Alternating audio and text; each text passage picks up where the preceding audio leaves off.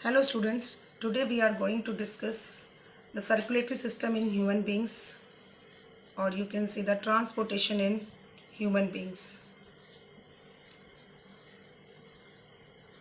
To start with the circulatory system, first we should know that how the things are transported in our body.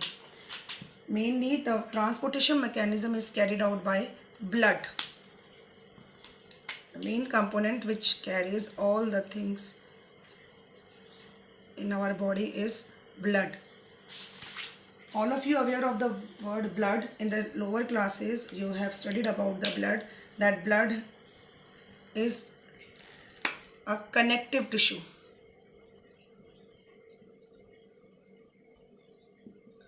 This is, you have read in 9th class, that blood is a connective tissue and it is made up of mainly 3 components. Basically there are main 2 components. First is plasma and second one are the cells. And the cells are further divided into 3 parts: RBCs, WBCs and platelets. Plasma is the liquid part of the cell. It is colorless and it is mainly consists of water with many substances dissolved in it. Plasma contain about 90% water.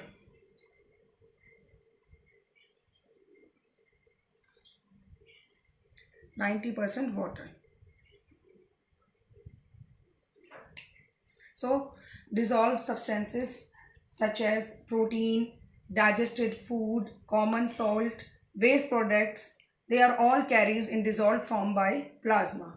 Now another part is the cell part, in which there are 3 main components: RBCs, WBCs and platelets. Red blood cells, white blood cells and blood platelets. These are these are immersed in this liquid, that is plasma, and totally they all constitutes the blood, and blood is a connective tissue. Now in short I am stating the function of RBCs. Actually RBCs are red in color, that is why they are known as red blood cells, and they are red in color due to a pigment, that is hemoglobin.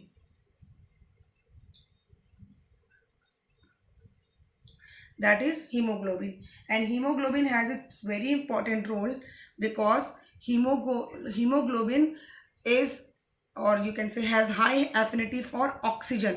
It acts a good carrier of oxygen in blood.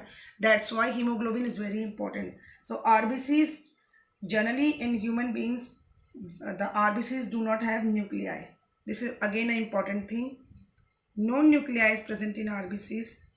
Their lifespan is also short, and it is about of 120 days, and new RBCs are continuously synthesized in our body. So the important thing of RBCs is that they have hemoglobin, and which is the carrier of oxygen, and oxygen, all of you know, is very important for our system, because it provides energy for all systems to run or to work smoothly. Second is the white blood cell. White blood cells' main function is they are protective in their function, as they protect us from many diseases. They help our body to fight against infections, to fight against foreign bodies which enter in our body, and helps in the immune system of the body. So they are also known as the soldiers of the body. Third important part is the platelets. Platelets, actually they help in clotting of blood.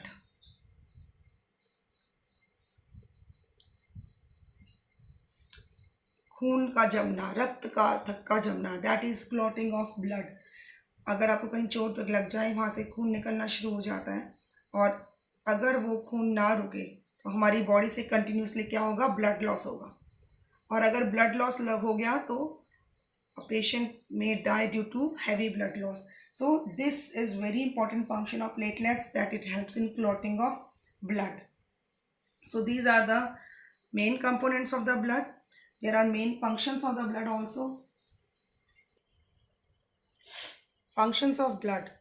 So main functions of blood are, that is, they transport substances like gases, that is carbon dioxide and oxygen. Second important function of blood is that digested food, or you can say the nutrients, are also carried by blood, and they are transported to each and every part of the body, to each and every cell of the body. Then blood mainly carries waste products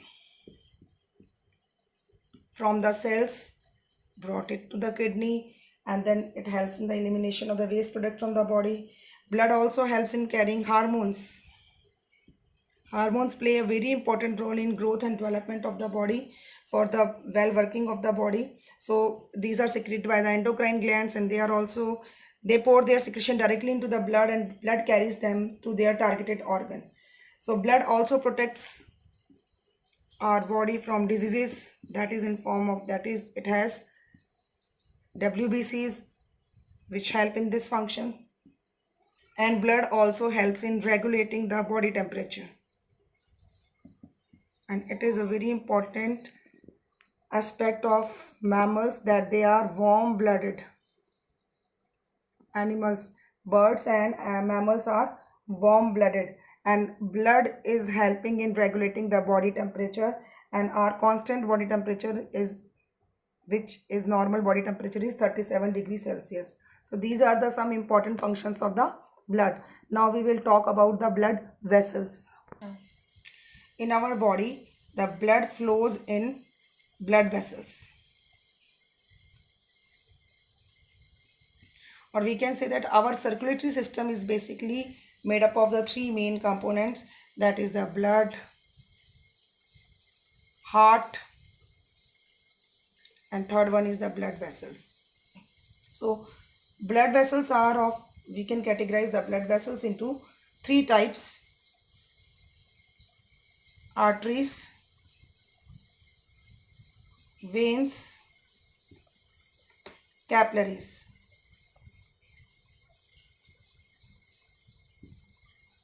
First of all, we will talk about the arteries. Arteries, you have to remember very important thing about the arteries, that they always carry blood from heart to body or body parts.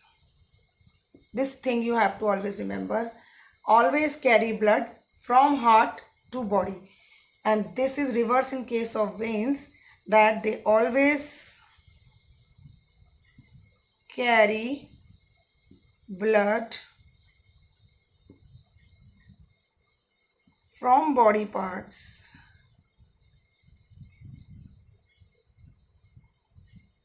to heart. This is, so vein always carry blood from body parts to heart, and arteries always carry blood from heart to body. This is the first difference you should remember, and there is no exception to this difference. Next is that arteries are thick walled and veins are thin walled. This is also a very basic difference, because in arteries blood comes from heart with pressure, so they have to be thick walled, whereas veins are thin walled. In them the blood does not flow with any pressure. That's why arteries are thick walled and veins are thin walled. One more difference you can learn about the arteries and veins, that in the arteries blood flows with pressure, so they do not have valves, whereas veins are thin walled and they have valves to prevent backflow of blood. As there is no pressure to maintain their direction. So to prevent the backflow of the blood, they have valves. Now one more difference generally come here. Generally arteries carry oxygenated blood, whereas generally veins carry deoxygenated blood. We say generally because there is one exception, that is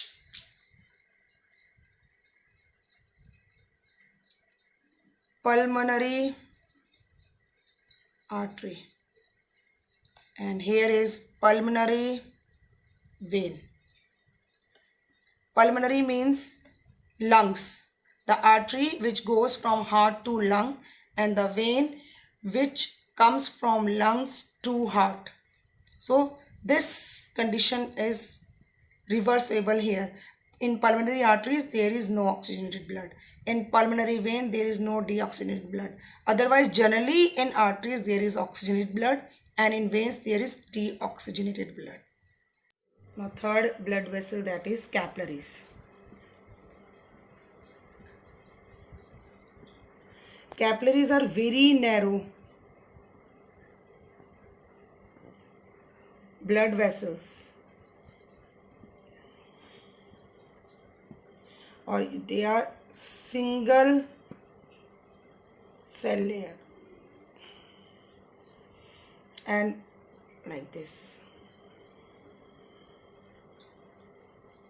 single cell layer structure, very narrow structures, and they reach to each and every cell of body. And here the actual exchange of materials, either it is gases or nutrient, occurs.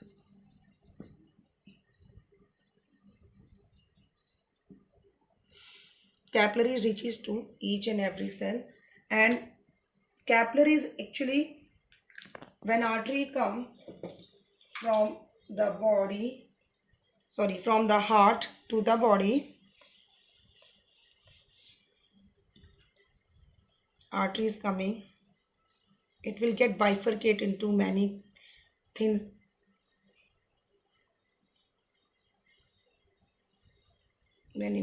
capillaries.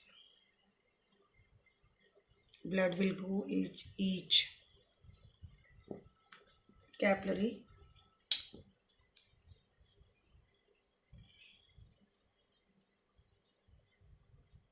each and every part of the cell. These capillaries, very fine capillaries, are going, and further these capillaries unite.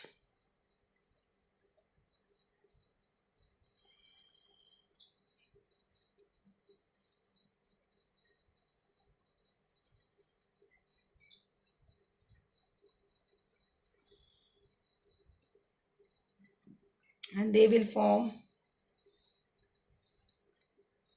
vein.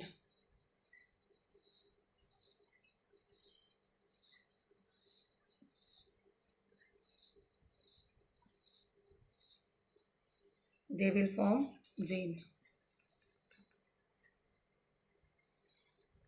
So actually they connect the artery